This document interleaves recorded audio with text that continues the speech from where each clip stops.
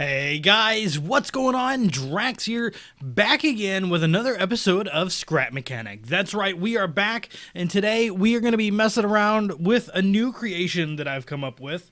I thought this one was pretty darn cool, and I thought I'd share it with you guys here today. Today we are looking at something from Halo. That's right, Halo, a very long time series that I have thoroughly enjoyed playing back in my day.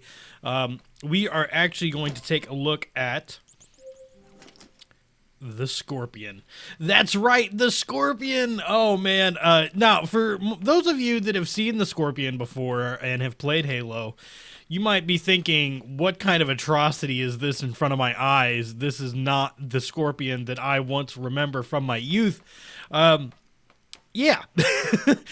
So, you know, as many of you guys know, it's not the easiest thing in the world to do to recreate certain things.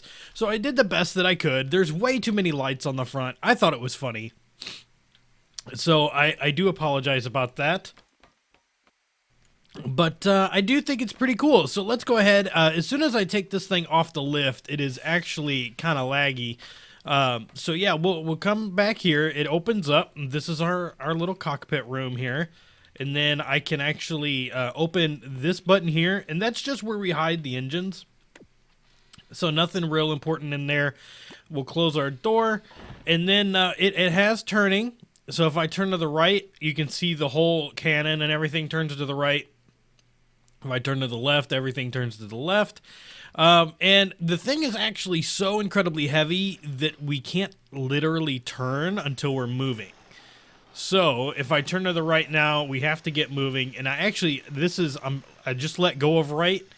And there's just so much pull in that direction that it just keeps wanting to go in that direction. But we kind of have this independent suspension. If you guys remember Halo in the Scorpion, you had these independent, I don't know, the sides of it were, the wheelbases were kind of independent of everything else, and it was pretty neat to see. So yeah, we'll turn, and I'm gonna try and make my way over to one of these rocks. It really does not turn very well at all, but you know, tanks, what do you expect? All right, so now when we go over this rock, you'll kind of notice that the suspension, we missed the rock completely. Yep, there we go. So now, when we come over, go on, get up there. So yeah, you kind of seen how it kind of lifted up just a little bit, and we're stuck. And you can see on this side how this one's kind of tilted. There's no real way to do that in this game, so what it is we are stuck, but we'll get unstuck, because I believe that we can get unstuck. No, there we go. All right, so what it is there are pivot points, and you can see the pivot points along the wheelbases there. And we'll pull back over here and we'll take a look. But yeah, let's kind of back up here a little bit. Straighten her back out.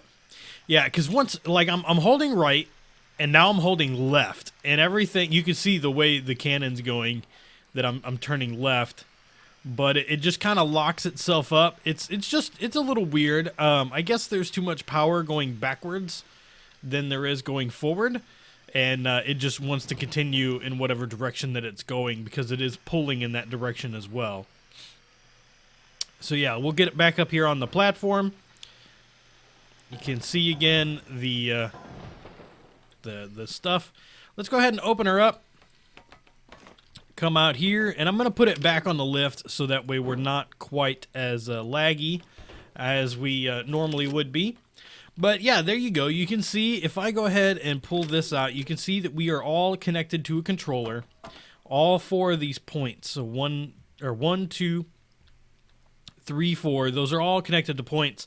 And the way that those points work is that they are actually not static as you would think. Like, it's not like having a solid structure point there. So if we didn't have the bearing in there, if we just had it connected, it would be rock solid. It would not differentiate whatsoever. The way this works is it gives it a little bit of give for some reason. I can't really decide or figure out why, but it does. So yeah, it's on the switch, so you can see our engines are in there and everything's controlled back here. We have 2 swivel points. This one actually just turns the head, and this one turns the body. And then you can see our gun.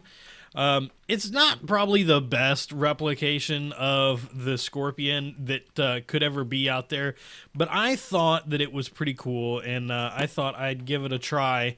I might actually start to do a little series on Halo vehicles, and then, you know, we can move to some other games and stuff like that. But I find this one pretty darn cool. If you guys want to make it yourself, it's really, like I said, it's really easy.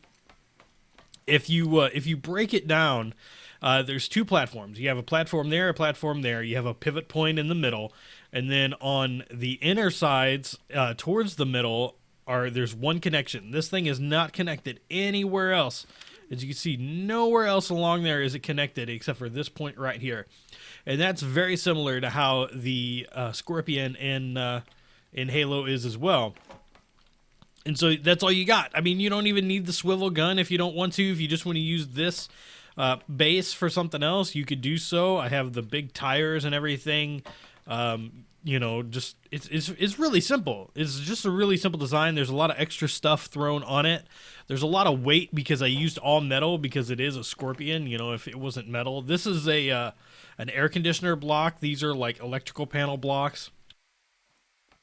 It's really cool looking, in my opinion. You know, if we come underneath, if I lift it up, you can really just get a good idea. Like, it's very, very simple. Just 2 platforms and 2 sides there.